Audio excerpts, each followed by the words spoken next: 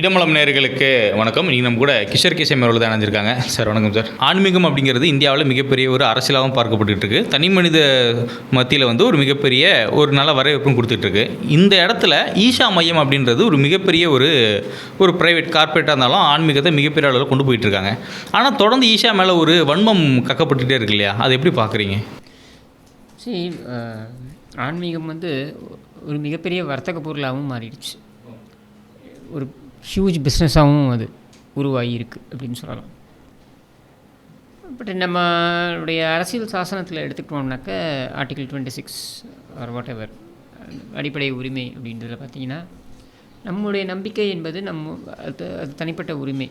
So யாரை நம்புவது யாரை நம்பக்கூடாது அப்படின்றதெல்லாம் அவங்கவுங்களுக்கு விட்டுற வேண்டிய விஷயமா இருக்குது.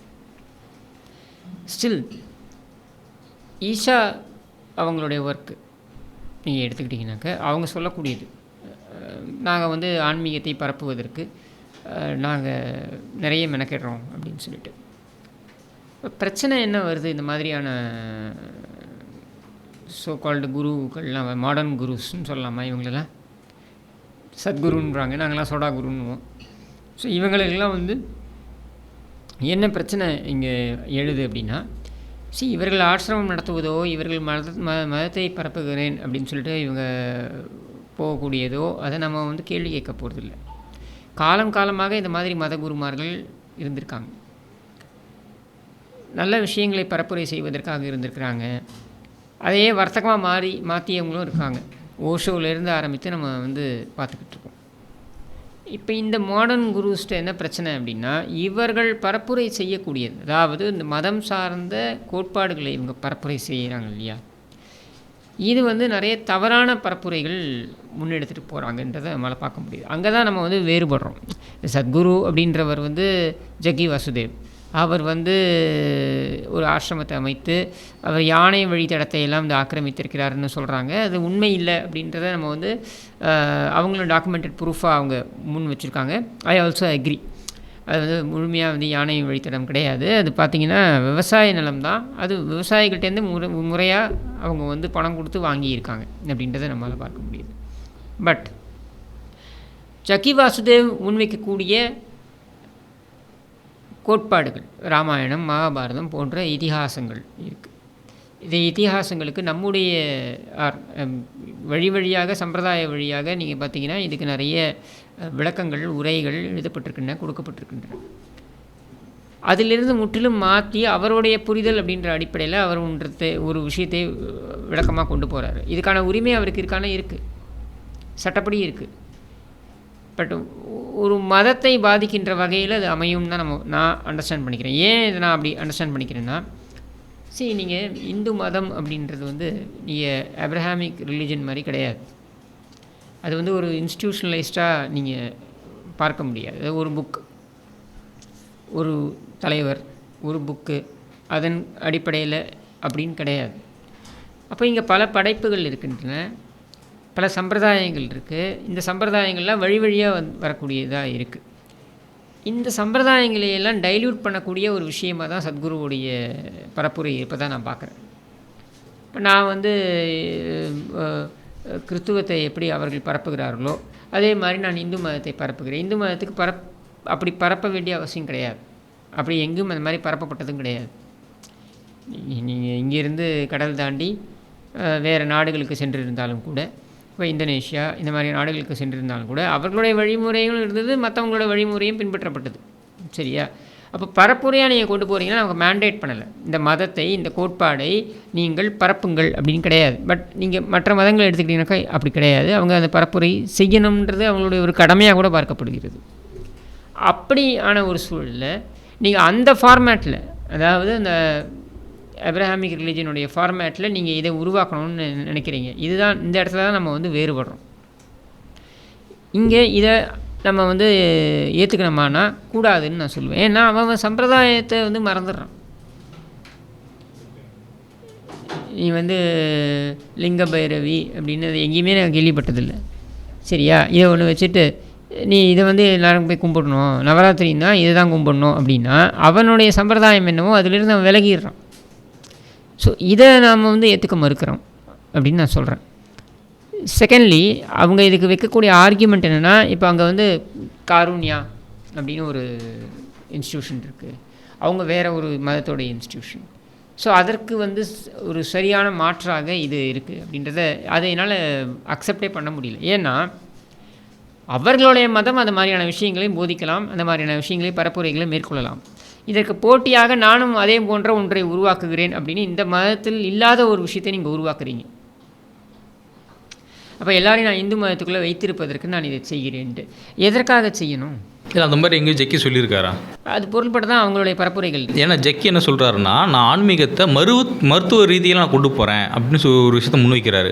இப்போ யோகா எடுத்துக்கிறோம், இந்த விஷயத்தை வந்து மக்கள் பெரிதளவில் கண்டுக்கிறது இல்லை. ஆனால் யோகாங்கிறதுலாம் ஆன்மீகத்துக்குள்ளே அடங்கக்கூடிய ஒரு விஷயம், நான் அதை மருத்துவ ரீதியாக மக்கள்கிட்ட கொண்டு போய் சேர்க்குறேன் அப்படின்னு சொல்கிறாரு. தாராளமாக நீ சேருங்க, இல்லைன்னு நான் மறுக்கலையே, நீங்கள் அதை வந்து பண்ணுங்கள். பட் என்னுடைய சம்பிரதாயங்களை குலைக்கின்ற வகையில் அதை பண்ணாதீங்கன்னு நான் இல்லை. யார் மனதும் புண்படுற மாதிரி நடந்துக்கல. இல்லை புண்படுற மாதிரின்னு கிடையாது பரத். அவரே நிறைய பேசும்பொழுது ராமாயணம் குறித்தோ மகாபாரதம் குறித்தோ அவர் பேசும்பொழுது நிறைய விஷயங்கள், தவறான விஷயங்களெல்லாம் அவர் முன்வைக்கிறார். ஸோ அந்த தவறான விஷயங்கள் வந்து நாளைக்கு இளைஞர்கள்ட்ட வேறு மாதிரி போய் சேரலாம். இப்போ அந்த அந்த இடத்துல தான் நான் வந்து ஐம் டிஃபரிங். அதுக்காக நான் வந்து ஜக்கி வாசுதேவோடைய அந்த ஆசிரமத்தை இழுத்து மூடுங்கள் நான் சொல்ல போகிறதில்ல, நான் போக மாட்டேன். இப்போ உதாரணத்திற்கு என் வீட்டில் வந்து புட்டபர்த்தி சாய்பாபாவை எங்கள் அம்மா வந்து ஃபாலோ பண்ணுவாங்கன்னா நான் அவரை வணங்குவாங்கன்னு வைங்க. எனக்கு அதில் உடன்பாடு கிடையாது, நான் செய்ய மாட்டேன். என் வீட்டில் நிறைய பேர் வீட்டில் ஷீரடி சாய்பாபா வச்சுருப்பாங்க. இது பார்த்திங்கன்னா இப்போ வந்து இது கிடையாது. இந்த கலாச்சாரம் வந்து காலமாக இருக்குது. நான் ஏன் காலமாக இருக்குன்னா, என் பாட்டி காலத்துலேருந்து நான் பார்த்துருக்கேன். பெரிய சாய்பாபா இது இருக்கும், ஸ்டாச்சு இருக்கும் எங்கள் வீட்லேயே. அப்போது இதை வந்து நீ அவங்கள தடுக்க முடியுமானா தடுக்க முடியாது. இப்போ உதாரணத்திற்கு கொலுவிலேயே பார்த்திங்கன்னா, வீட்டில் கொலு வைக்கும்போது எல்லா பொம்மைகள் இருக்கும்போது சாய்பாபா பொம்மையும் இருக்கும். ஏன் வைக்கிற, இது முஸ்லீம் அப்படின்னு சொல்கிறவங்க இருக்காங்க. But how can I go and tell them? அவங்கள்ட்ட போய் நீ வணங்கக்கூடாதுன்னு நான் சொல்ல முடியாது இல்லையா? அது அவங்களுடைய வழிமுறை. பட் இன்றைக்கி நீங்கள் எப்படி வளர்ந்துருக்கு பாருங்கள். அது திடீர் குபீர்னு எல்லா இடத்துலையும் சாய்பாபா கோவில் வர ஆரம்பிச்சிருச்சு. சரி, எல்லா இடத்துலையும் வந்துருச்சு. அது ஒரு மணி மேக்கிங் மிஷினாக அது மாறிடுச்சு. அப்போ என்ன ஆகுது அப்படின்னா, நீங்கள் மதமில் வர்த்தகம் அப்படின்றது ஒரு அளவுக்கு மேலே கலக்கும் பொழுது அந்த மதத்துடைய சம்பிரதாயங்கள் பின்னுக்கு தள்ளப்பட்டுரும். ஒரு சம்பிரதாயத்துக்கும் ஒரு முக்கியத்துவம் கொடுத்து இதுக்காகத்தான் இதை செய்கிறோம் அப்படின்னு வச்சுருக்கோம் அப்படின்னும் பொழுது அதை அப்படியே பின்னுக்கு தள்ளிடுவோம், டைல்யூட் பண்ணிடுறோம். இந்த மாடர்ன் குருக்கிட்டலாம் போய் நிற்கிறோம். இப்போ நான் யாரிடம் போய் நிற்கணும்? என்னுடைய ஆச்சாரியன் என்றால் என்னுடைய ஆச்சாரியர், நாங்கள் வழிபடுகின்ற மடம் அஹோபில மடம். அஹோபில மடத்தில் இருக்கக்கூடிய எங்களுடைய ஜீயர், அஹோபில மட ஜீயர் தான் அழகிய சிங்கர்ன்ட்டு அழகிங்கர், அவர் தான் எங்களுக்கு ஆச்சாரியன். சரியா? நாங்கள் சங்கர மடத்தையோ வேறு ஒரு மடத்தையோ நாங்கள் வந்து பின்பற்ற மாட்டோம்.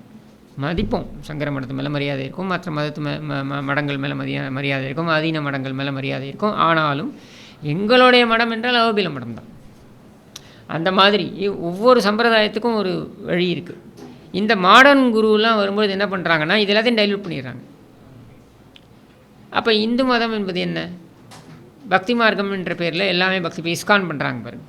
ஏன்னா நான் I was part of ISKCON. நான் இஸ்கானில் இருந்ததுனால, அவர்களோடு நான் பயணித்ததுனால நான் சொல்கிறேன். அதுலேருந்து நான் வெளியேறேன். ஏன்னா அவர்கள் கௌடியா வைஷ்ணவ சம்பிரதாயம் அப்படின்றத அவங்க வேறு ஒரு சம்பிரதாயம் வச்சுருக்காங்க. அந்த சம்பிரதாயத்தை எல்லார் மேலேயும் இம்போஸ் பண்ணுறாங்க. ஸோ அது எனக்கு அப்போ என்னுடைய சம்பிரதாயம் டைல்யூட் ஆகுதில்ல. ஒவ்வொருத்தருக்கும் ஒரு வழிமுறை இருக்கும். கோவிலில் படையல் வைக்கிறதுலேருந்து ஆரம்பித்து திருவிழா போகிறதுலேருந்து ஆரம்பித்து ஒரு ஃபேமிலிக்கும் ஒரு வழிமுறை இருக்கும். அது காலங்காலமாக வந்துக்கிட்டு இருக்குது, சங்கிலி தொடராக வந்துக்கிட்டு இருக்குது. அப்போ அதை டைல்யூட் பண்ணக்கூடாது. அதுக்கு காரணமாக நீங்கள் சொல்லக்கூடியது இஸ்லாம் பரவுது, கிறிஸ்டியானிட்டி பரவுது, இதனால் நான் வந்து இதுக்கு மாற்றாக நான் ஒன்று உருவாக்குறேன் அப்படின்னு இருக்கு இல்லையா? இதை நான் ஏற்றுக்க மறுக்கிறேன்.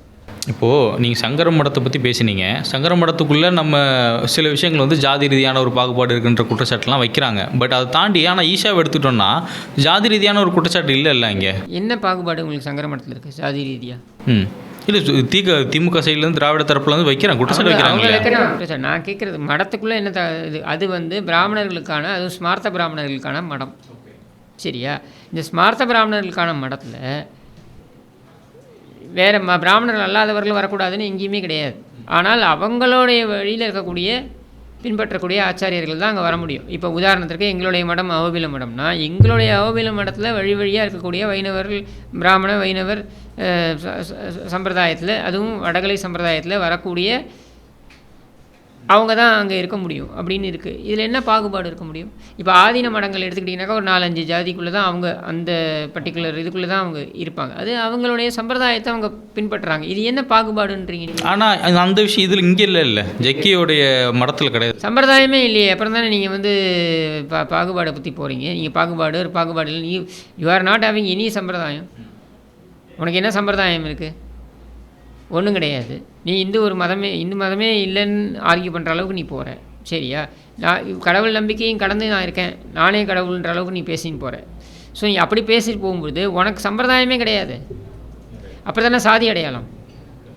ஏன் வந்து சம்பிரதாயங்கள் கடைபிடிக்கணும்?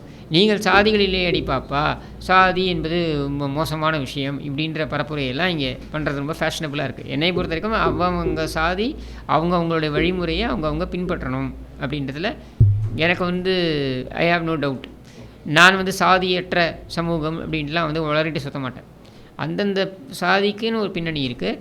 அந்த பின்னணியை அவர்கள் தோண்டி எடுத்து தேவைப்பட்டால், இப்போ நீங்கள் ஃபார் எக்ஸாம்பிள் பிற்பட்ட வகுப்பை சேர்ந்தவர்கள் அப்படின்னு எடுத்துக்கிட்டிங்கனாக்க, உதாரணத்துக்கு சொல்கிறேன், நான் பறையர் சமூகம் இருக்குதுன்னு வைங்க. அவங்களுக்கு ஒரு மிகப்பெரிய ஒரு வரலாறு இருக்குது. அவங்க அதுக்கப்புறம் அவர்கள் ஒடுக்கப்பட்டார்களா இல்லையா அந்த விவாதத்தை தனியாக வச்சுருவோம். ஆனால் அதையும் கடந்து அவர்களுக்கு ஒரு மிகப்பெரிய ஒரு அற்புதமான ஒரு வரலாறு இருக்குது. அந்த வரலாறை அவர்கள் எடுத்து இங்கே ஒரு பக்கம் நாங்கள் ஒடுக்கப்பட்டோம், நசுக்கப்பட்டோம் என்று சொல்வது அது ஒரு புறம், அது அவங்களுடைய உரிமை. அதை வந்து நம்ம வந்து பேசக்கூடாதுன்னு நம்ம சொல்ல முடியாது. ஆனால் அதையும் அதோடு சேர்த்து இந்த வரலாறையும் அவங்க எடுக்கணும் அப்படின்றத நான் வந்து இன்சிஸ்ட் பண்ணுறேன், சரியா? அப்போ ஏன் எல்லோரும் இந்துக்களாக ஒன்றிணைவோம், எல்லோரும் இந்துன்னு டைல்யூட் பண்ணிட்டோம்னாக்க, அப்போது என்ன, ஒரே ஒரு புக்கு அடுத்தது அதை நோக்கி தான் போகும். அப்போ ஒரு புக்கு தான் ஃபாலோ பண்ணணும், ஒரு குருவை தான் ஃபாலோ பண்ணணும். ஏன்? வைணவர்களே 74 மடங்கள் இருக்குங்க. ராமானுஜர் ஏற்படுத்தியது 74-75 மடங்கள் ஏற்படுத்தினார். அப்போ 74 மடங்களும் ஒரு சம்பிரதாயம், ஒரு வழிமுறையை அவங்க ஃபாலோ பண்ணுறாங்க. ஸோ இப்படி ரொம்ப நிறைய உள்ளுக்குள்ளே டீப்பாக இதில் வந்து இன்ட்ரிகசிஸ் இருக்குது. இதையெல்லாம் நம்ம ஏன்னா இதையெல்லாம் பாதுகாக்கணும். இப்போ பாதுகாக்க முடியாத சூழல் எங்கே ஏற்படுதுன்னா, திமுக போன்றவர்கள் பேசுகின்ற துவேஷத்தினால இல்லை, இந்த மாதிரியான குரு வராங்களே, இந்த மாதிரி மாடர்ன் குருஸ் வராங்களே, இவங்களால தான் பிரச்சனை ஏற்படுது. என்ன பிரச்சனை ஏற்படுதுன்னா, டைல்யூட் ஆகுது, சம்பிரதாயங்கள் எல்லாம் மழுங்கடிக்கப்படுவது என்பது ரொம்ப அபாயகரமான ஒரு விஷயம். ஹிந்துங்கிற அந்த ஒரு குடையின் கீழே நாங்கள் வருவோம் அப்படின்றதுக்காக என் சம்பிரதாயத்தை நான் தொலைத்து விட்டு வர முடியாது, சரியா? அப்போ என்னுடைய சம்பிரதாயம் தான் எனக்கு முக்கியம். என்னுடைய வணங்குதல் முறையிலிருந்து, என்னுடைய வழிபாட்டு முறையிலிருந்து, என்னுடைய வாழ்க்கை முறையிலிருந்து, இதில் வந்து என்னுடைய சம்பிரதாயம் ஏதோ ஒரு இடத்துல பிணைந்து இருக்கும். அதை நான் விட்டு கொடுக்க முடியாது. இது எல்லா சாதிகளுக்கும் நான் சொல்லுவேன். உதாரணத்துக்கு வன்னியர் எடுத்துக்கிட்டிங்கனாக்க எவ்வளோ ஒரு ரிச் சம்பிரதாயம் அவங்களோடது. அவங்களுடைய சடங்குகளாக இருக்கட்டும், பூஜை முறைகளாக இருக்கட்டும், அவங்களுடைய விழாக்களாக இருக்கட்டும். நீங்கள் மகாபாரதம் விழான்னு 18 நாள் பண்ணுவாங்க. இந்த 18 நாளும் மகாபாரதம் வந்து அவங்க வந்து அந்த நிகழ்ச்சிகளில் மகாபாரத கதைகளை கொண்டு வருது அப்படின்னு சொல்லிட்டு ஒரு கொண்டாட்டமே இருக்கும்.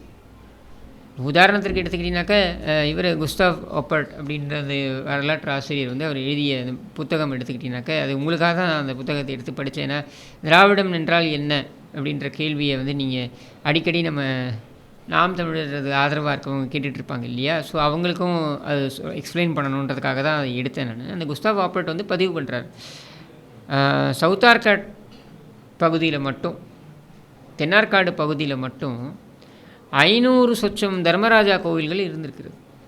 தர்மராஜா என்பது யார்? பாண்டவர்களில் ஒருவர், யுதிஷ்டர். அப்போ அந்த தர்மராஜா கோவில் அப்படின்றது ஒரு 500 சொச்சம் இருந்திருக்கு. நான் சொல்கிறது பல 100 ஆண்டுகளுக்கு முன்னரே நான் சொல்கிறேன். அப்போது எதனால் அதை வந்து அந்த கோவில்கள்லாம் இருந்திருக்கு? அது ஒரு சம்பிரதாயம், அது ஒரு வழிமுறை. பாண்டவர்களை வணங்குதல், திரௌபதி வழிபாடு, இது ஒரு ஒரு சாதியினருக்கும் ஒரு ஒரு வழிமுறைகள் வச்சுருக்காங்க. சரியா? இதையெல்லாம் நீங்கள் மழுங்கடிச்சிட்டு நமக்கு இருக்கிறது ஒரே ஒரு இவன் தான், கடவுள் தான். எப்படி கிறிஸ்துவர்களுக்கு வந்து ஒரு கடவுள் இருக்கார், கடவுளுடைய தேவதூதனாக இயேசுநாதர் பார்க்கப்படுகிறார். இஸ்லாமுக்கு எடுத்துக்கிட்டிங்கனாக்கா ஒரு கடவுள் இருக்கார், அல்லான்னு ஒரு கடவுள் இருக்கார். அவருடைய தேவதூதர்களில் கடைசி தேவதூதனாக இவர் பார்க்கப்படுகிறார், யார், முகமது பார்க்கப்படுகிறார். இப்படி நம்மளது கிடையாது. நமக்கும் மத குருமார்கள் வந்தார்கள். ராமானுஜர், ஆதிசங்கரர், என்ன வள்ளலார், இந்த மாதிரி நிறைய அந்தந்த காலகட்டங்களுக்கு ஏற்ற மாதிரி நிறைய பேர் தோன்றினார்கள். அவர்கள் நிறைய விஷயங்களை நமக்கு சொல்லிட்டு போயிருக்காங்க. இதையெல்லாம் நம்ம வந்து பின்பற்றுவதற்கு அந்தந்த சம்பிரதாயங்கள் அதை ஏற்றுக்கொள்ளும். சரியா? ஐயா வைகுண்டர், இந்த மாதிரி நிறைய பேர். ஸோ இதையெல்லாம் நீ மழுங்கடிக்கிற மாதிரி இந்த மாடர்ன் குரு வந்துக்கிட்டு சிவராத்திரிக்கு ஒரு டான்ஸை போட்டுக்கிட்டு ஒரு 4-5 நடிகைகளை இந்த பக்கம் வச்சுக்கிட்டு, சரி நான் அவங்கள சிறுமைப்படுத்தலை, அவங்களுக்கெல்லாம் ஏதோ பெரிய ஃபிலாசபியில் தெரிஞ்ச மாதிரி அவங்க அடித்து விட்றாங்க. இப்போது இட் இஸ் பிகம் ஃபேஷனபிள். ஒரு நடிகை வந்து அவங்க வராங்க அப்படின்றத காண்பித்து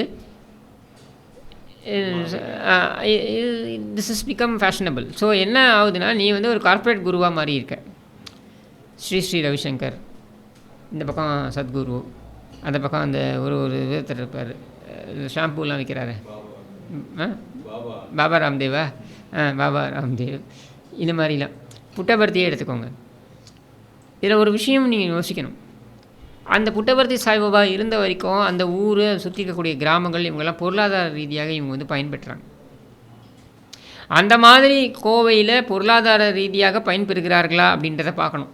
இந்த ஆசிரமம் இருக்கிறதுனால இவ்வளோ பேர் வராங்க, இவங்க வர்றதுனால இவ்வளோ பொருளாதார ரீதியாக பயன்படுறாங்களான்னு பார்க்கணும். ஏன்னா நீங்கள் புட்டபர்த்தியில் இன்றைக்கி பார்த்தீங்கன்னா அது எல்லாமே அந்த பொருளாதாரம் எல்லாம் அவுட் ஆகிடுச்சு.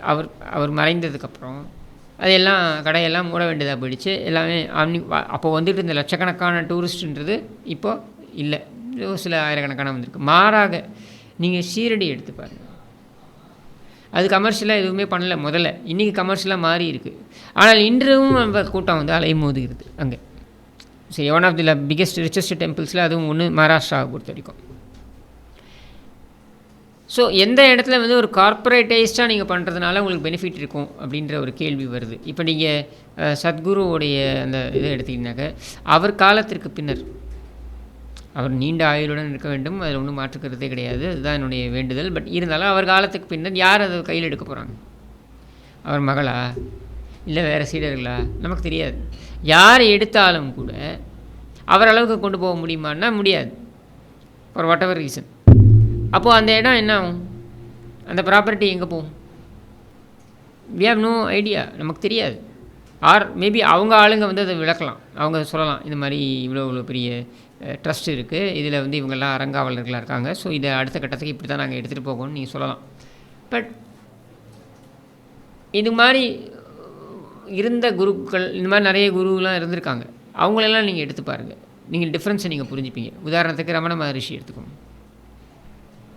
எளிமையின் சிகரமாக தான் இருந்தார் அவர் வாழ்ந்து முடிகிற வரைக்கும் அவர் அப்படி தானே இருந்தார். நீங்கள் அங்கே வெஸ்ட் பெங்கால் எடுத்திங்கன்னா ராமகிருஷ்ண பரமஹம்சராக இருக்கலாம், விவேகானந்தராக இருக்கலாம், இவங்களும் சர்ச்சைக்குரிய சில விஷயங்கள் செய்திருக்கிறார்கள், இல்லைன்னு நம்ம மறுக்க முடியாது. உதாரணத்துக்கு இப்போ ராமகிருஷ்ண பரமஹம்சர் எடுத்துக்கிட்டிங்கனாக்க, அவர் வந்து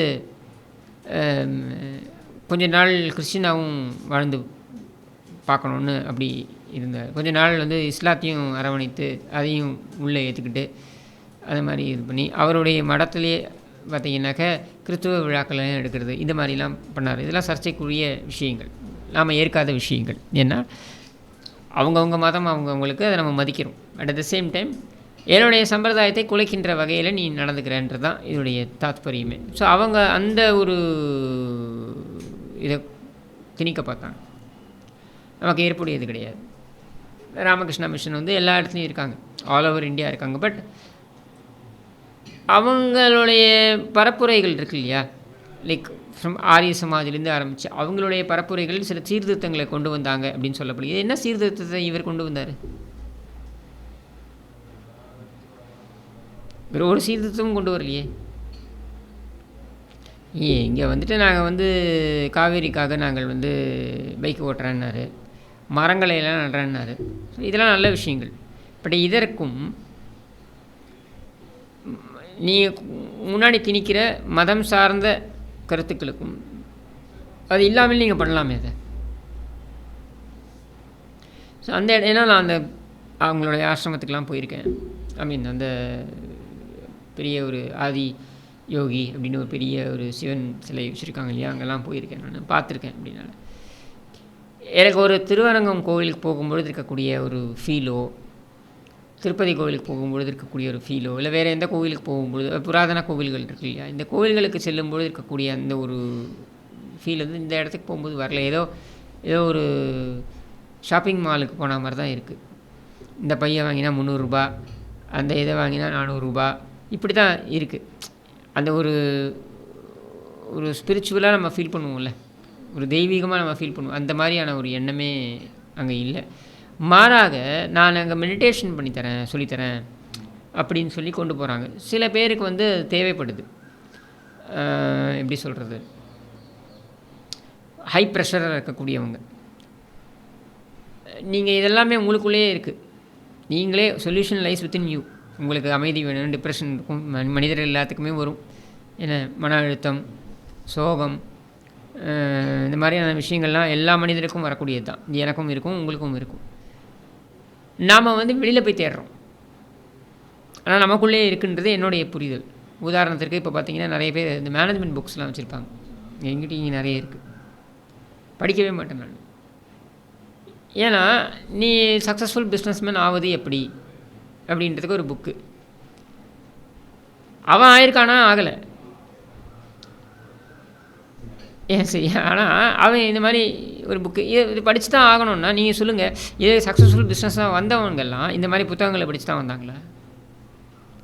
இலான் மஸ்காக இருக்கட்டும், இன்றைக்கி உலகின் அதிக ஒரு மிகப்பெரிய ஒரு பணக்காரர் அவர்.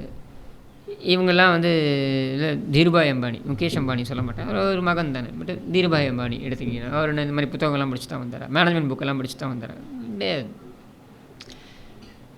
ஸோ நமக்குள்ளேயே அந்த திறமைகள் இருக்குது, நமக்குள்ளேயே தேடினோன்னாக்க ஆன்சர்ஸ் இருக்குன்ற மாதிரி தான் டிப்ரெஷன் போன்ற விஷயங்களுக்கும் கூட, அதாவது மன அழுத்தம் போன்ற விஷயங்கள். அதனால் இங்கே இருக்க ஆட்கள் வந்து என்ன நினைக்கிறாங்கன்னா, வெளியில் சொல்யூஷன் இருக்குது, கோவிலுக்கு போகிறது நம்மளுடைய பாசிட்டிவ் விஷயங்களுக்காக அப்படின்றதை கடந்து கோவிலுக்கு போனால் கடவுள் நம்ம பிரச்சனையை தீர்ப்பார். அது பொதுமக்களுடைய ஒரு பொது பார்வை. இந்த பொது பார்வை வந்து எக்ஸ்டெண்ட் ஆகுது. எங்கே எக்ஸ்டெண்ட் ஆகுதுன்னா இந்த மாதிரி நபர்கள்ட்ட போய் விழுது. அங்கே போகிறது, அங்கே போனால் மெடிடேஷன், ஏன் வீட்டில் வந்து பண்ணால் உனக்கு வராது? அவர் என்ன சொல்ல போகிறாரு? உங்கள் காதில் ஒரு மந்திரத்தை ஓத போகிறாரா? எந்த பெரிய வேத மந்திரத்தை ஓத போகிறாரா? ஒன்றும் கிடையாது. ஏதோ ஓம்னு சொல்லுன்னு இல்லை ஏதாவது உங்கள் வீட்டிலே சொல்லலாமே. அது எதுக்கு அங்கே போகிறேன், கோயம்புத்தூர் வரைக்கும்? பிகாஸ் அங்கே போனால் நமக்கு அமைதி கிடைக்கும் அப்படின்ற ஒரு மைண்டில் அது ரெஜிஸ்டர் ஆகிருக்கிறதுனால அது நடக்குது. இப்போ உதாரணத்துக்கு பாருங்கள், நம்ம சூப்பர் ஸ்டார் அவர்கள் வந்து இந்த பாபா இதில் இமயமலையில் இருக்க பாபாஜி, அந்த பாபாஜியை பற்றி அப்புறம் நிறைய பேர் அங்கே போக ஆரம்பித்தாங்க. சரி, அது வேறு. அது எதுவும் கார்ப்பரேட்டாக அவர் இன்னும் கன்வெர்ட் பண்ணி அதில் டேர்ன் ஓவர் பண்ணி அவர் என்ன பணமாக பண்ணார்? ஒன்றும் கிடையாது. அவருடைய மன அமைதிக்கு அவர் பல இடங்களுக்கு போகிறாரு. இப்போ பல இடங்களை பற்றி அவர் தெரிஞ்சுக்கிறாரு. மகாவதார் பாபாஜியை பற்றி அவர் தெரிஞ்சுக்கிறாரு. தெரிஞ்சின உடனே அது உலகத்துக்கும் தெரியணும் அப்படின்னு அவர் சொல்கிறாரு. நிறைய பேர் அவருக்கு அப்புறம் அங்கே போகிறாங்க, நிறைய பேருக்கு பலன் கிடைக்குதுன்னு சொல்கிறாங்க. இது வேறு. பட் இந்த மாதிரி கார்ப்பரேட் குருவெலாம் உட்காந்துக்கிட்டு நான் உங்களுக்கு வந்து மெடிடேஷனில் உங்களுக்கு வந்து ஐ வில் கிவ் யூ அப்படின்னு சொல்லி, எனக்கு பவர்ஸ் இருக்குது அப்படின்னு சொல்லி நிறைய பேர் நம்புகிறாங்க. மேபி அவங்களுக்கு பவர் இருக்கலாம், எனக்கு தெரியாது. I have not experienced it. So எனக்கு தெரியாது. ஸோ தெரியாத விஷயத்தை பற்றி நம்ம பேசவும் கூடாது. பட் நான் இதை அவாய்ட் பண்ணுவேன். உனக்கு சம்பிரதாயம் இருக்கிறத நீ ஃபாலோ பண்ணிட்டு போயேன், உனக்கு தான். ஒரு சமூகத்திற்கும் அவ்வளோ விஷயங்களை நம்மளுடைய முன்னோர்கள் விட்டுட்டு போயிருக்காங்க. நீங்கள் எடுத்து படிச்சிங்கனாலே ஒரு சாதிக்கும் சொல்கிறேன், அவ்வளோ விஷயங்களை அவங்களோட முன்னோர்கள் சேகரித்து கொடுத்துட்டு போயிருக்காங்க. அதை தேடி எடுத்து நீ படித்தாலே நீ இந்த திடீர் குபீர் சோடா குருக்களிடம் நீங்கள் போக வேண்டிய அவசியமே கிடையாதுன்றது என்னுடைய தனிப்பட்ட கருத்து. நான் போக மாட்டேன், மற்றவங்க போகக்கூடாது, நான் எப்படி சொல்ல முடியும்? புரியுது. இப்போது நீங்கள் சொன்னீங்கல்ல கார்ப்பரேட் குரு இந்த மாதிரி இந்த கார்ப்பரேட் குருவை சுற்றி ஒரு மர்மம் வந்து சுற்றிக்கிட்டே இருக்குது. அவர் மேலே ஒரு போதை குற்றச்சாட்டு வைக்கிறாங்க, மூளை செலவு பண்ணுறாரு ஒரு குற்றச்சாட்டு வைக்கிறாங்க. சமீபத்தில் ஒரு பெற்றோர் வந்து எங்கள் பெண்களை வந்து மீட்டு கொடுங்க நீதிமன்றத்துக்கு போனாங்க. அதில் நிறைய காவல்துறை அதிகாரிகள் நான் எங்களுக்கு ஆதாரம் கிடச்சிருக்குன்னு சொல்லி ரைடுக்கு உள்ளே போகிறாங்க. உடனே நீதிமன்றம் என்ன சொல்கிறாங்கன்னா, நீங்கள் ஒரு கார்ப்பரேட் இது இடத்துக்குள்ளே நீங்கள் எப்படி போகலான்னு சொல்லி கேள்வி எழுப்பி அதை ரைடு ரிப்பாட்டுறாங்க. இந்த மாதிரியான சர்ச்சைகள் பிரச்சனைகள் எப்படி பார்க்குறீங்க? சரி, நீங்கள் சட்டப்படி நீங்கள் நடக்கணும். நவராத்திரி ஆரம்பிக்க போகுது. இந்த சமயத்தில் நீங்கள் வேணும்னே நீங்கள் வந்து ஒரு கும்பலை போலீஸ் அப்படியே, அதாவது வைத்தால் குடுமி சரைத்தால் மொட்டைன்ற மாதிரி தான் இவங்களோட பிஹேவியர் இருக்குது. திமுகவில் எந்த அரசாங்கமும் இருந்தாலும் பண்ணுறாங்க. திமுக இங்கே சரியா, நானே கேட்குறேன், இதே திமுக இது கோல்மால் போகிற வீட்டுக்கு முன்னாடி வந்து மரம் நடலையா இந்த சத்குரு, இவர் ஜக்கி அவர் தானே நட்டார், கருணாநிதி எல்லோரும் தானே இருந்தாங்க, அங்கே மரம் நடலையா? அப்புறம் எதுக்கு திடீர்னு நீ போலீஸ் அப்படியே அனுப்பி என்ன நீ சாதிச்சிட போகிற? ஒன்றும் கிடையாது. எண்ட் ஆஃப் த டே நிறைய பணம் புழங்குது இங்கெல்லாம். There is another allegation also. நிறைய பாலிட்டிஷியன்ஸுடைய பிளாக் மணியெல்லாம் வந்து ஒயிட்டாக கன்வெர்ட் பண்ணுறதுக்கும் இது பயன்படுது அப்படின்னு சொல்லப்படுது. இதெல்லாம் வந்து ஊர்ஜிதப்படுத்தப்படாத தகவல்கள், அரசல் புரசலாக வரக்கூடிய கசியக்கூடிய தகவல்கள். ஸோ இதை நம்ம வந்து ஒரு அக்யூசேஷனாக நம்ம வந்து வச்சுட்டு போக முடியாதுன்னா வம்புக்கு பேசிகிட்டு இருக்கலாம், காசிப் வேணால் பண்ணலாம். பட் பியாண்ட் தட் என்னுடைய கேள்வி என்னென்னா, இந்த மாதிரியான போலீஸ் ஆக்டிவிட்டி இருக்கு இல்லையா, இது வந்து ஒரு நரேட்டிவை செட் பண்ணுறதுக்காக என்ன லாபம் இருக்குன்னு நினைக்கிறீங்க? ஏன்னா என்ன கொடுக்கல் வாங்கல் பிரச்சனை இருக்கோ. திமுக தொடர்ந்து, அதாவது பிடிஆர் பழனி நம்ம எல்லாருக்கும் தெரியும், அமைச்சர் அவர் வந்து மிகப்பெரிய குற்றச்சாட்டு வச்சார் ஈஷா மேலே. அப்புறம் கொஞ்ச நாளுக்கு அப்புறம் அவரே இல்லாத மாதிரி திமுக பண்ணிட்டாங்க. ஆனால் தாமு அன்பரசன்லாம் ஈஷாவுக்கு போய் அங்கே நடக்கக்கூடிய விழாக்கள்லாம் கலந்துக்கிட்டு சில விஷயங்களை முன்னெடுத்தாங்க. அப்போ நம்ம பார்க்கும்போது திமுக ஈஷாவுக்கு ஒரு ஆதரவு நிலைப்பாடு எடுக்கிறாங்க நமக்கு தெரியுது வெளிப்படையாக. ஆனால் நீங்கள் சொல்கிறது குற்றச்சாட்டு ரொம்ப முரணாக இருக்கு இல்லையா? திமுக வந்து எந்த மடத்துக்கு எதிராகவும் அவங்க செயல்படுறதுக்கான துணிச்சல் அவங்களுக்கு கிடையாது. சரியா, அவங்க வந்து சவுண்டு கொடுத்துட்டே இருப்பாங்க. மற்றபடி எந்த ஒரு மதத்தோடைய, மதம்னா நான் சொல்கிறேன் இந்து மதத்தோடைய எந்த ஒரு ரிலீஜியஸ் இடத்துலையும் கை வைக்கிறதுக்காக அவங்களுக்கு துணிச்சல் கிடையாது. ரெண்டாவது, மேல் மட்டத்தில் ஜக்கி வாசுதேவ் போன்றவர்கள் பிரதமர் முதற்கொண்டு இந்த பக்கம் முதலமைச்சர் முதற்கொண்டு எல்லாரோடையும் தொடர்பில் இருக்கக்கூடியவர். சரியா, ஸோ அப்படி இருக்கக்கூடியவர்கிட்ட சும்மா போக்கு காட்டுற மாதிரி காமிச்சு ஒரு மிரட்டல் விடுறது, அது என்ன கொடுக்கல் வாங்கல் பிரச்சனை நமக்கு தெரியாது. அது பார்த்தீங்கன்னா உடனே இவங்க சுப்ரீம் கோர்ட்டுக்கு போகிறாங்க, ஹைகோர்ட்டுக்கு போகிறாங்க, ரிலீஃப் கிடைக்கலன்னு சுப்ரீம் கோர்ட்டுக்கு போகிறாங்க. சுப்ரீம் கோர்ட்டில் very clearly relief is granted to them. இப்போ கேள்வி என்னென்னா, சுப்ரீம் கோர்ட் இந்த ரிலீஃபை எந்த அடிப்படையில் கிராண்ட் பண்ணுறாங்க அப்படின்றத பார்க்க வேண்டியது இருக்குது. ப்ரைவேட் காம்பவுண்டுக்குள்ளே நான் அதிரடியாக நுழையிறேன் பேர் வழி நீ போக முடியாது. அப்போ there will be an interim stay கொடுக்கறதுக்கான அந்த ஜூரிஸ்டிக்ஷன் சுப்ரீம் கோர்ட்டுக்கு இருக்குது. அது மட்டும் இல்லாமல் தே கேன் எங்கேஜ், என்னென்ன லாயர்ஸ் எங்கேஜ் பண்ணியிருக்காங்கன்னு பாருங்கள். உடனே, அதாவது ரெய்டு வந்த உடனே அவங்களால சுப்ரீம் கோர்ட்டில் போய் நிற்க முடியுது பாருங்கள், வாங்க முடியுது பாருங்கள் ஒரு ஸ்டேவை. ஏன்னா ஒரு கேஸை கொண்டு வரதுக்கே எவ்வளோ பெரிய பிரச்சனைன்றது எனக்கு தெரியும். சுப்ரீம் கோர்ட்டில் நீங்கள் ஒரு கேஸை கொண்டு வரணுன்னா அவ்வளோ சீக்கிரம் நீங்கள் கொண்டு வந்துட முடியாது, அதுக்கு அவ்வளோ இன்ஃப்ளூயன்ஸ் தேவைப்படுது. அப்போ இந்த கார்ப்பரேட் குருக்கள்லாம் அவ்வளோ இன்ஃப்ளூயன்ஸ் இருக்குது. சரியா, இன்னி வரைக்கும் நீங்கள் பார்த்தீங்கன்னா சிதம்பரம் தீட்சிதர்கள் அசிங்கப்படுத்தப்படுறாங்க, அவமானப்படுத்தப்படுறாங்க, பொய் அவர்களை பற்றி பரப்பப்படுகிறது. இதையெல்லாம் வந்து தட்டி கேட்குறதுக்கு அன்றைக்கி சுப்பிரமணிய சுவாமி ஒருத்தர் வந்தார், இன்றைக்கும் ஒரு சில பேர் அவங்களுக்கு ஆதரவாக நிற்கிறாங்க. மற்றபடி இதே போல் வேகமாக சலுகைகள் நடக்குதானா? இல்லை. ஸோ நான் என்ன இங்கே பார்க்குறேன் அப்படின்னா, நீ நடத்துறது ஒரு கார்ப்பரேட் ஷோ, இந்த கார்ப்பரேட் ஷோவுக்கு விரும்பி பக்தர்கள் வராங்க, விரும்பி வரவங்கள்ட்ட நீங்கள் காசு வாங்குறீங்க. சரியா, நீங்கள் ரன் பண்ணுறதுக்கு நீ வந்து ஃப்ளைட்டில் கிளம்பி அங்கே போகிற இங்கே போகிற எல்லாம் பண்ணுற. இதெல்லாம் பண்ணிக்கிட்டு உன்னுடைய குடும்பத்தையும் நீ வளப்படுத்திக்கிற. இதெல்லாம் சரியா அப்படின்ற கேள்வியை சட்டப்படி நம்ம கேட்க முடியாது. கேட்கலாம் அப்படின்னா நீங்கள் வந்து அக்கௌண்ட் படி நீங்கள் கொண்டு போகணும். உங்களுடைய மணி டிரான்சாக்ஷன்ஸ் என்னன்னு நீங்கள் மேபி கேட்கலாம். அதாவது ஃபெரா வயலேஷன்ஸு, ஃபீமா வயலேஷன்ஸ் ஏதாவது இருக்கான்னு நீங்கள் கேட்கலாம். ஜக்கீர் நாயக்கு கேட்ட மாதிரி நீங்கள் கேட்கலாம். மற்றபடி ஒரு அளவுக்கு மேலே நீங்கள் தார்மீகமாக எப்படி என்னென்னு போய் கேட்பீங்க? நான் எதை வேண்டுமானாலும் கும்பிட்டுட்டு போவேன். நான் மரத்தை கும்பிடுவேன், மலையை கும்பிடுவேன், எதை வேணாலும் நான் கும்பிட்டு போவேன். ஏன்னா என்னுடைய மதம் அப்படியானது. ஸோ அப்படி இருக்கும் பொழுது ஒரு ஒரு அளவுக்கு மேலே நீங்கள் அதை கேள்வி கேட்க முடியாதுன்றதான் நான் பார்க்குறது. ஆனால் உடனே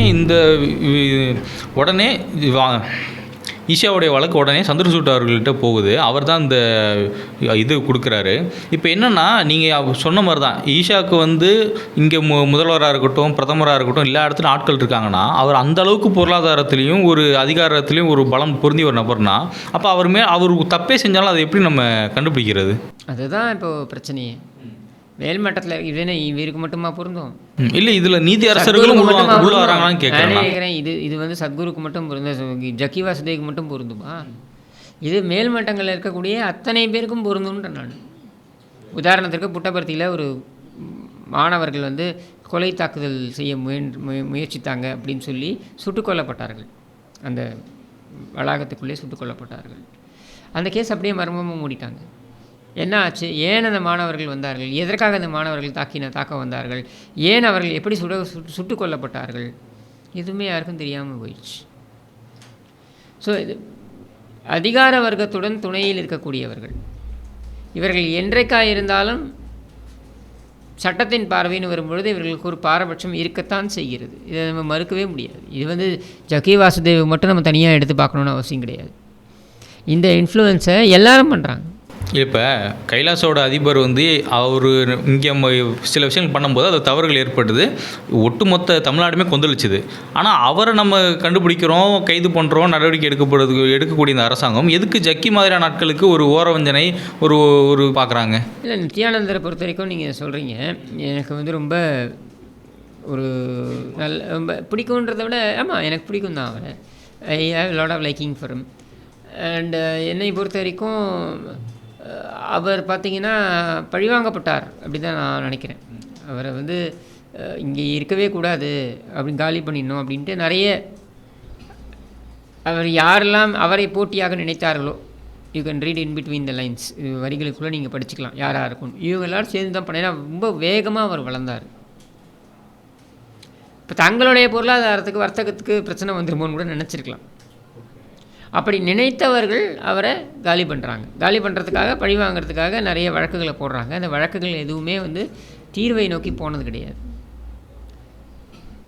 ஸோ நீங்கள் நித்யானந்தரை எடுத்துக்கிட்டிங்கனாலும் கவர்மெண்ட்டுக்கு எதிராக அவர் செயல்பட்டதாக அவங்களே ஒரு கவர்மெண்ட்டில் இருக்கக்கூடிய ஒரு சிலர் அவருக்கு மேலே பிரச்சனை ஏற்படுத்துகிறாங்க. இது சொத்துக்களுக்காக கூட இருக்கலாம். சிவசங்கர் பாபா பார்த்துப்பீங்க, என் கூட தான் சிறையில் இருந்தார். அவருடைய கதையும் அப்படி தான். அவர் கிளைம் பண்ணுறாரு, என்னோடது 76 கிரவுண்டு இருக்குது ப்ராப்பர்ட்டி, இன்டர்நேஷ்னல் ஸ்கூல் ஒன்று வச்சுருந்தேன், அது நிறைய பேர் கண்களை உறுத்துது, அதை எப்படியா ஆட்டையை போடணும், எனக்கு வயசாகிடுச்சு, ஸோ எங்கிட்ட அதை பறிக்கிறதுக்கு ஆட்டையை போடணுன்றதுக்காக தான் இந்த மாதிரி எனக்கு சிறையில் வச்சு கொள்ள. அவர் மேலே வைக்கப்பட்ட குற்றச்சாட்டுங்கிறது பாலியல் ரீதியான ஒரு குற்றச்சாட்டு. ஸோ இதையும் நம்ம கம்பேர் பண்ண முடியாது. பாலியல் ரீதியான குற்றச்சாட்டை இங்கே தானே வைக்கிறாங்க. ஓகே, எந்த குற்றச்சாட்டாக நித்யானந்தர் மேலேயும் பாலியல் ரீதியான குற்றச்சாட்டும் தானே வைக்கிறாங்க. நான் சொல்கிறது என்னென்னா, நான் பழி வாங்குவதற்காக என்னை இப்படி செய்கிறார்கள் அப்படின்னு அவங்க சொல்கிறாங்க சில பேர். நான் சொல்கிறது இப்போ ஜக்கியை விட்டுருங்க, நான் சொல்கிறது இப்போ நித்யானந்தராக இருக்கட்டும், இல்லை இவர் சிவசங்கர் பாபாவாக இருக்கட்டும், இவங்க அந்த ஆர்கியூமெண்ட்டை முன்வைக்கிறாங்க. I am not taking a stand. நான் சிவசங்கர் பாபாவோட அட்வொகேட் கிடையாது, நித்யானந்தரோட அட்வொகேட் கிடையாது. பட் ஐ பிலீவ் தட் அந்த ஓரவஞ்சனை இருக்க தான் செய்யுது.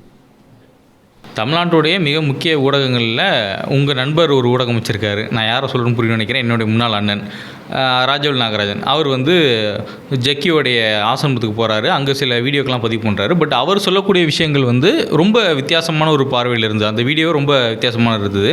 ஏன்னா ஜக்கியோட டேரெக்டாக ஒரு இன்டர்வியூ பிளான் பண்ணுறாங்க, ஒரு 3 பார்ட்டாக அவங்க சேனலில் போட்டிருக்காங்க. ஸோ அதிலே என்ன சொல்கிறாங்கன்னா, ஆன்மீகத்தை முற்று முழுவதுமாக வேறு ஒரு கோணத்தில் கொண்டு போய் நிப்பாட்டினதில் ஜக்கிக்கு ஒரு மிகப்பெரிய ஒரு பங்கு இருக்குது. நான் ஆரம்பத்தில் சொன்ன மாதிரி தான். ஸோ அப்படி இருக்கும்போது ஸோ ஒரு வித்தியாசமான ஒரு பாதையில் ஆன்மீகத்தை கொண்டு போய் மக்கள்கிட்ட கொண்டு போய் சேர்க்குறாங்க அப்படின்னு.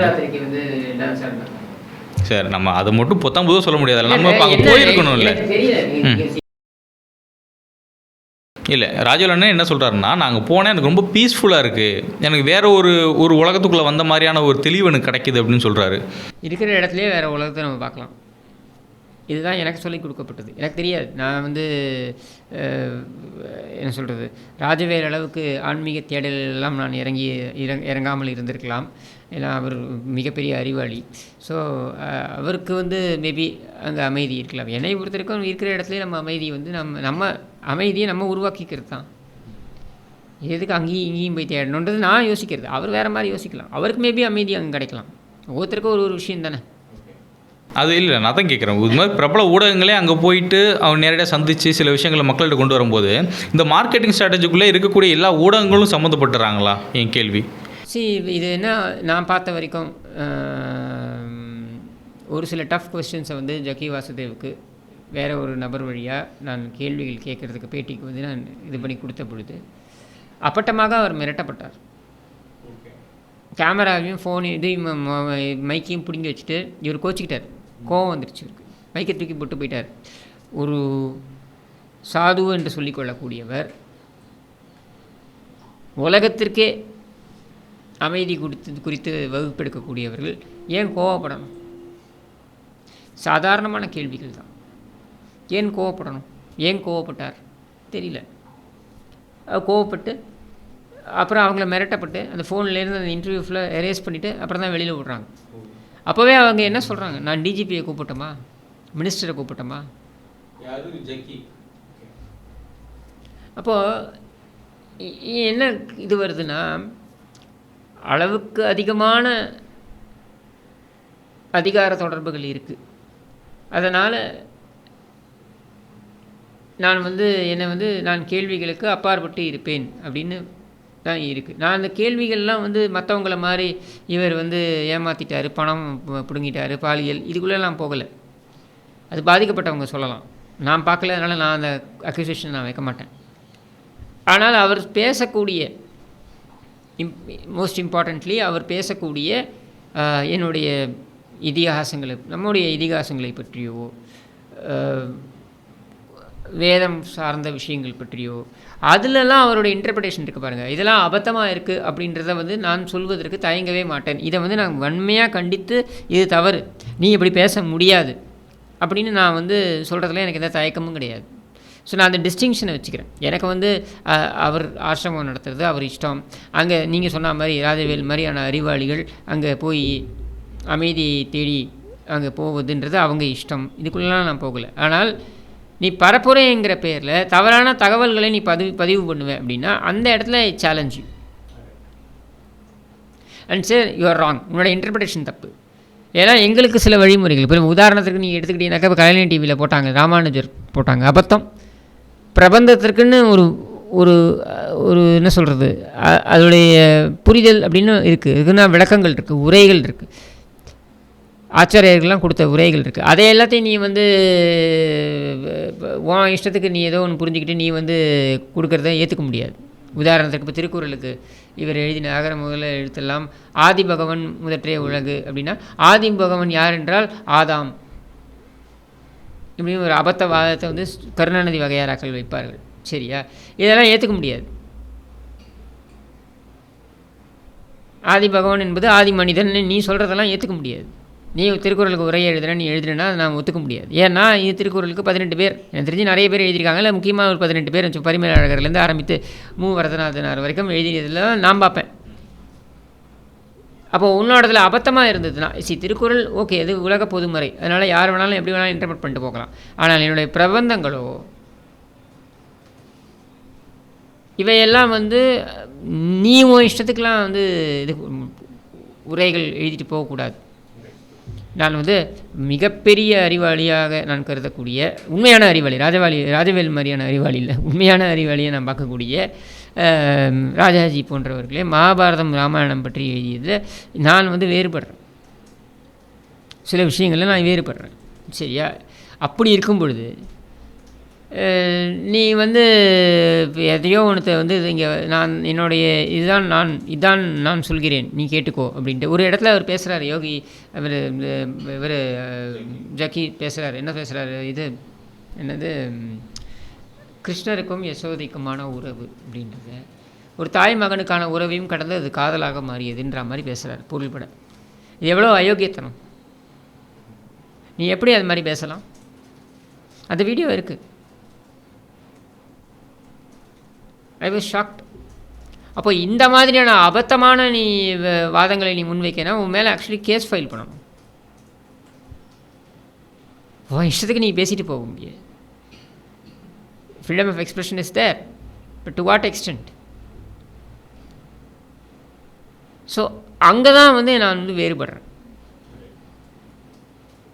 எனக்கு அந்த நீங்கள் அந்த டிஸ்டிங்ஷனை புரிஞ்சுக்கணும். நான் மற்றவங்க மாதிரி யானை வழித்தடத்தை ஆக்கிரமித்தார், அதெல்லாம் ஆக்கிரமிக்கலை. அவரை பொறுத்த வரைக்கும் சட்டப்பூர்வமாக அதை நடத்துகிறாரு. மேபி தேர் மேபி இல்லை, ஏதோ ஒரு இடத்துல ஒரு சில வயலேஷன்ஸ் இருக்கலாம்.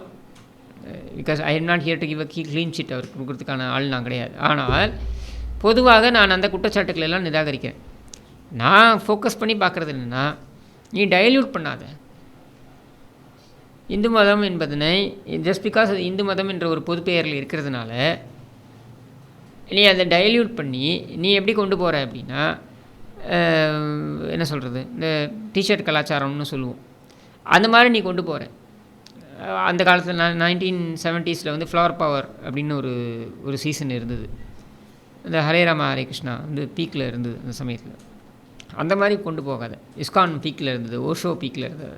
சரி, அது இங்கே ஐ ஃபீல் தட் நம்மளுடைய